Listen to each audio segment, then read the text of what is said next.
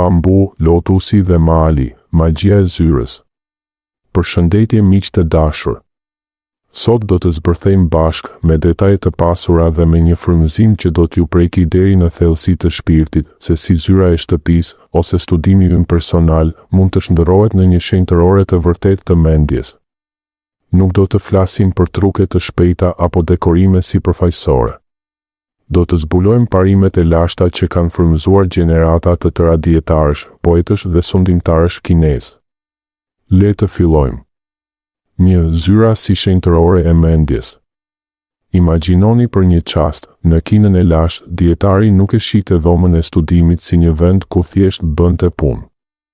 Ai e shite atë si një tempull të brendshëm, si një hapësirë ku mendja takohej me universin.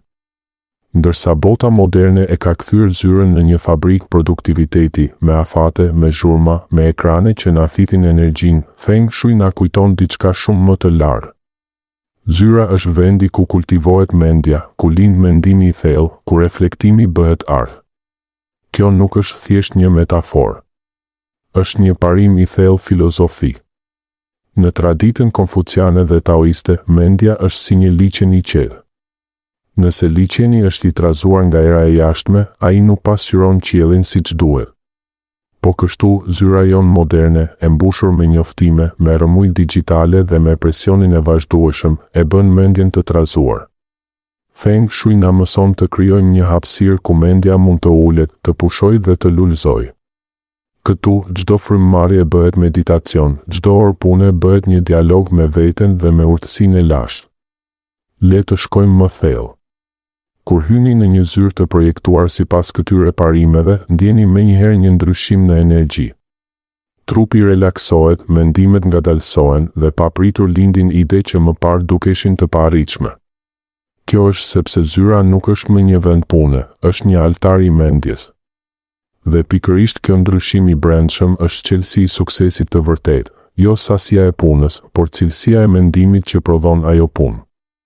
Në 5-6 minutat e ardhshme do të kuptoni pse ky koncept është revolucionar për jetën tuaj të përditshme. 2. Thjeshtësia dhe simbolika.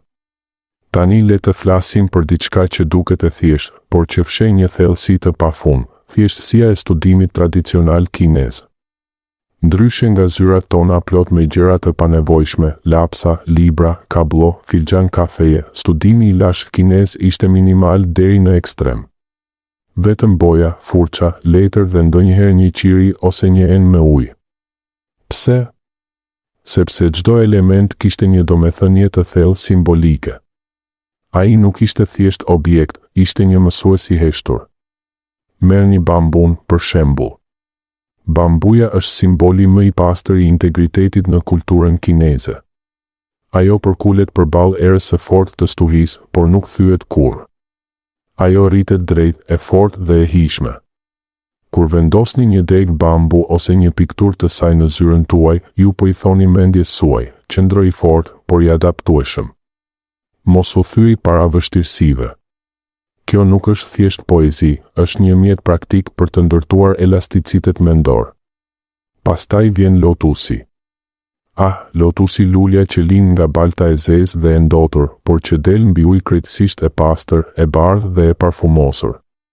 Lotusi na mëson se pastërtia e vërtetë e mendjes lind nga vështirësitë, nga errësira, nga sfidat. Çdo herë që shikoni një imazh lotusi ose një bim lotusi në një enë të vogël, mendja juaj kujtohet se asnjë pengesë nuk mund ta ndodhë shpirtin tuaj nëse ju zgjidhni të ngriteni mbi të. Dhe lulja e kumbullës, mahnitse. Ajo lulëzon në mes të dimrit, kur të gjitha pemët e tjera janë të zhveshura dhe të ngrira. Ajo simbolizon qëndrueshmërinë, guximin dhe bukurinë që lind në kushte ekstreme. Kur punoni në një zyrë ku keni një degë kumbulle, qoftë të thata apo të freskët, ju po i thoni vetes, edhe në ditët më të vështira, unë mund të lulëzoj. Këto 3 simbole nuk janë dekor, janë mësues. Ato na kujtojnë çdo ditë se thjeshtësia nuk është varfëri, por pasuri e madhe. Duke hequr të panevojshmen, ne i hapim vend urtësisë. 3. Pozicionimi i tryezës, mali dhe salloni i ndritshëm. Tani arrim në një nga parimet më të fuqishme të Feng Shuit për zyrën, pozicionimi i tryezës. Kinezët e lashtë e quanin këtë mbështetja e malit dhe salloni i ndritshëm.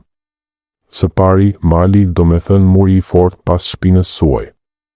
Kur uleni me një mur të qëndrueshëm pas shpine, ju ndjeni menjëherë një mbështetje të padukshme. Është si të keni një mal të madh që ju mbron nga pas, që ju jep stabilitet, mbrojtje dhe forcë. Në traditën kineze, mali simbolizon mbështetjen e paraardhësve, të urtësisë së lashtë dhe të sigurisë. Pa këtë mbështetje, mendja ndihet e ekspozuar, e paqëndrueshme, sikur era mund ta çojë kudo. Prandaj, kur mos u ulni me shpinë nga dera ose nga një dritare e madhe, kjo krijon ndjenjën e cenueshmërisë. Përballë jush duhet të jetë salloni i ndritshëm, hapësira e hapur, e ndritshme, pa mur të afërt. Kjo hapësirë lejon që energjia, qi, të rrjedhë lirshëm drejt jush. Mendja juaj zgjerohet, vizionet tuaja bëhen më të mëdha, mundësitë duken më të qarta. Nëse punoni përballë një muri të afërt, mendja ndihet e kufizuar, sikur po vetë kritikohet vazhdimisht dhe po i thotë, nuk mund të shoh më tej. Salloni i ndritshëm është si një fushë e hapur para syve tuaj, aty ku mendimet fluturojnë lirshëm si zogje. Ky pozicionim nuk është rastësi. Është një parim që ka ndihmuar perandor, poet dhe dietar për mijëra vjet të kenë qartësi mendore dhe sukses të qëndrueshëm. 4. Rregulli i jashtëm dhe i brendshëm. Le të flasim tani për diçka që duket e zakonshme, por që është thelbësore, rregulli në tryezë. Në Feng Shui, pastrimi i tryezës nuk është thjesht të mbash pastër. Është një akt i thellë shpirtëror, një agjërim mendor. Kur tryeza është e pastër, e organizuar dhe e lirë nga rëmuja, mendja juaj automatikisht ndihet e njëjtë.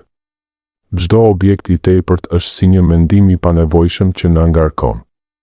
Duke hequr ato, ne po bëjmë një agjërim, po pastrojmë hapësirën e brendshme për të pritur ide të reja, të pastra dhe të fuqishme. Kjo është arsyeja pse dietarët kinez fillonin çdo ditë me një ritual të thjeshtë pastrimi, furç, bojë, letër dhe asgjë tjetër.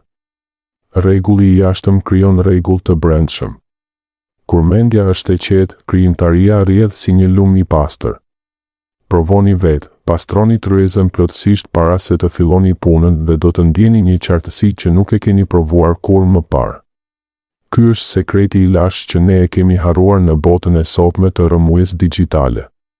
5. Përdorimi i 5 elementeve. Dhe së fundmi, por jo më pak i rëndësishëm, 5 elementet e natyrës. Në një zyrë sipas Feng Shuit, ne favorizojmë 2 elemente kryesore që ushqejnë mendjen, uji dhe druri. Uji simbolizon urtësinë, rrjedhën dhe aftësinë për të kapërcyer çdo pengesë pa u thyer. Një enë e vogël me ujë të pastër ose një vazo e qartë me ujë në tryezë është si një burim i vazhdueshëm urtësie. Uji na mëson të jemi fleksibël, të adaptueshëm dhe të qetë. Ai na kujton se mendja e vërtet di të rrjedhë rreth gurëve të vështirësive. Druri, nga ana tjetër, përfaqëson rritjen, zhvillimin intelektual dhe vitalitetin. Mobilje prej druri natyral, bimë të gjelbra të shëndetshme, këto janë si miq më të mirë të mendjes suaj.